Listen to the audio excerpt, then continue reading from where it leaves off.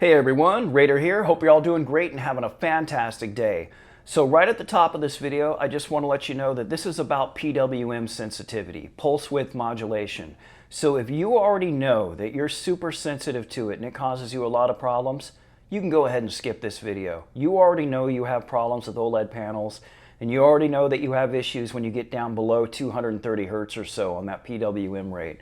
So if you already know all this stuff, please skip this. I don't like to waste people's time.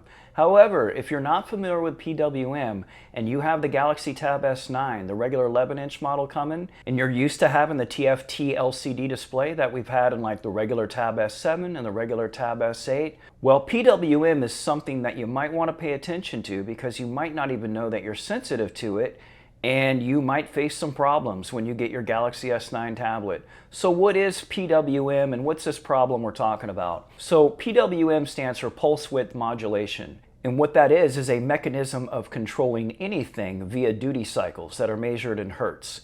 So Samsung has a PWM controller in all of their top-end Galaxy devices that have OLED panels that is used to control the brightness. So the way that this works is that this PWM controller sends out these little tiny voltage spikes at a certain frequency that's measured in hertz. And that plays an important role in understanding how this PWM controller works and how it interacts with your eyes. So the Samsung PWM controllers operate at a nominal frequency range of 240 hertz. So what's happening is at maximum brightness, if we turn this all the way up, the PWM controller is telling it to apply maximum voltage at a number of 240 duty cycles per second, right? 240 hertz. So the problem for folks that are sensitive to this is as they go down on their brightness, that PWM clock frequency also goes down and it starts to fluctuate in their eyes. And what happens is for people that are super sensitive to PWM, they will start to develop insanely bad headaches. We're talking like worse than a migraine. There's people that have had headaches from PWM sensitivity that have lasted into the weeks, into the months. It's out there. You can Google it. So for some of you out there, it's a serious problem. So why am I making this video? Well, making this video is basically kind of awareness because I think a lot of people don't really know whether or not they're actually sensitive to it or not, because a lot of the OLED TVs and other panels that you've seen that are OLED don't use a PWM controller to control the brightness. So you may have a sensitivity to PWM and have an OLED display at home, like I have an LG G2. My LG G2 doesn't use PWM.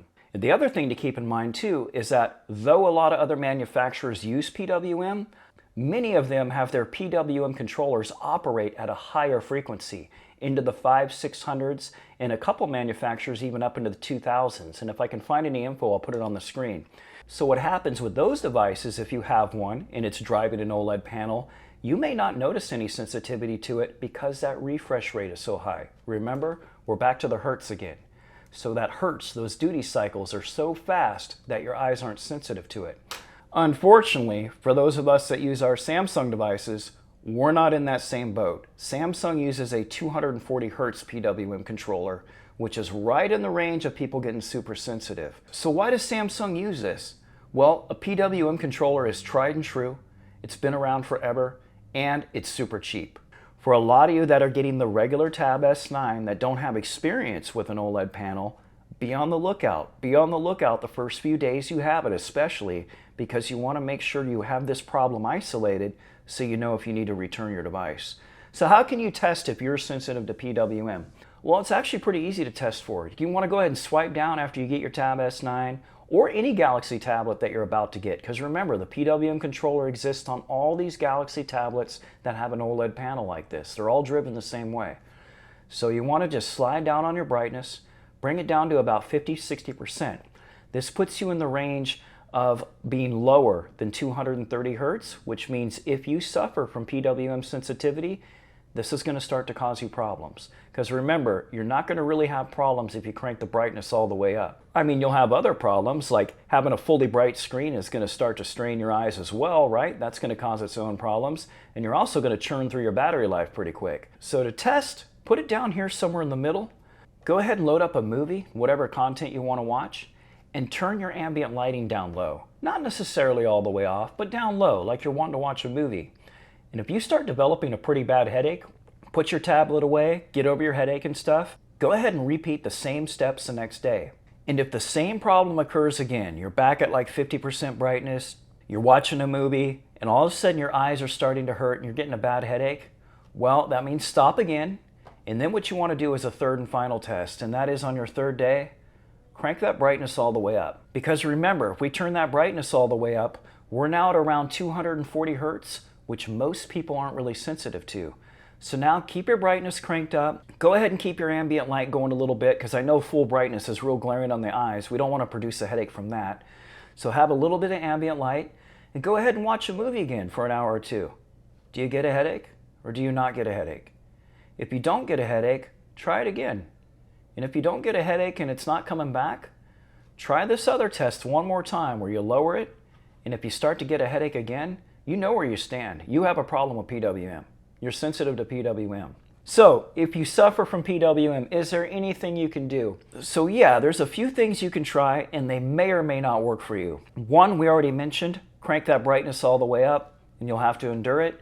You're probably not going to be within the range of PWM sensitivity since we're up at that 240 hertz. You'll have your other problems that we talked about, but again, you should be outside of that range and you probably shouldn't get a headache from it. The other thing to try is lower the brightness some, but this time, crank up your ambient lights and move the device a little bit further away from you. And the reason you're doing that, the whole point of doing this, and that's the whole point of this video, is just trying to get an understanding so you know why you're doing these steps and what to look for, right? The reason you're doing this is so you're letting in a lot of other natural light, sunlight, fluorescent lights, your LEDs, whatever you got around the house, anything that isn't driven by a PWM controller, your eyes will take in a lot of that extra light in addition to the PWM light, but the PWM light may be less of a factor because you have all this external light coming into your eyeballs. Now, if you lower the ambient lighting, you're only focusing on the light output from this PWM device. So no matter how far away you have it, how close, you're probably still going to suffer from the condition. Lastly, the last thing to keep in mind, take some breaks. Every 15 to 20 minutes, just stare off into space for a little bit. Get up and get a snack. Just look at something else. Stare off into the distance, because what you're needing to do is give your eyes a break from taking in light that is completely manufactured, so to speak, and put into your eyeballs from a PWM controller. You need a break from it. But here's the thing, if none of these things work, my advice to you, and the reason I'm putting this video out early, so you know about it right when you first get your tablet, none of this stuff works for you, my recommendation is to start the return process. I would just go ahead and return your tablet because you're in for a life of misery if you keep using it. Again, I have to assume that most of you know what PWM is. When I go out on Google and Reddit, it looks like a lot of people know what this is, so I totally understand if you've already skipped past this video. But for those of you that don't know, do keep in mind the Tab S9 will have a PWM controller. All the models will, just like those before it that have OLED-based panels. And if you don't know that you're sensitive to it, you might not know what you're getting these headaches from. So I just wanted to make you aware of it. All right, if you have any questions or comments about today's video, please drop them down in the comments section below. You already know I appreciate your time, I really do. And as always, thanks for watching.